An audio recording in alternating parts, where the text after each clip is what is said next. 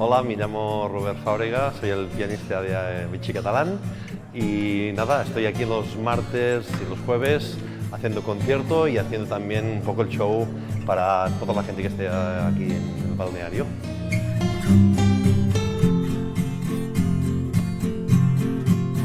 Aquí la gente no se espera que haya, no creo que se espere que haya un concierto. Lo que se encuentra es un poco esto, es un concierto en directo de lo que es música de todos los tiempos, desde la música clásica hasta los musicales hasta música actual. Pasa que bueno, siempre intentamos recorrer un poco lo que es la música que todos conocen. Voy a buscar siempre lo que es un poco la música realmente que les llega y los penetre un poco el corazón, porque son canciones muy bien encontradas, aparte que se canta todo en directo.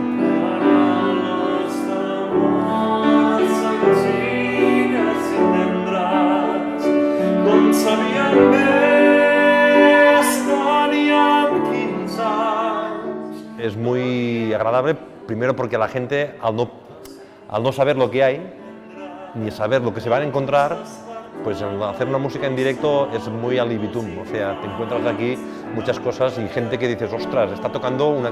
y las ves la gente que se emociona y hay gente que llora y cosas que realmente pues hace que el producto, en lo que es Vichy Catalán, también tenga un poco más el signo de esto, ¿no?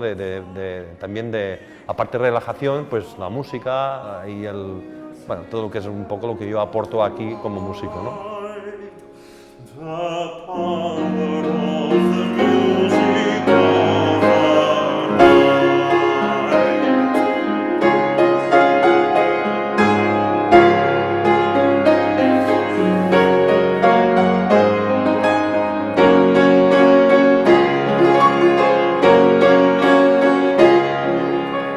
No hay nada escrito.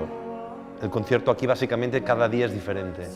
A ver, se repiten canciones evidentemente, pero sí que puedes tener lo que en sí es para toda la gente. Y sí, ves mucha gente que cuando tocas un tema suyo o un tema que le recuerda alguna cosa, los ves con sentimiento. Y los ves que hay gente que me pide cosas y que las tocas y ves en sus ojos que lloran, ¿no? Y dices, ostras, pues aparte de que lo hagas, es saber llegar. Y es bueno, yo creo que es un poco el don que se me ha dado para poder hacer esta faena, ¿no?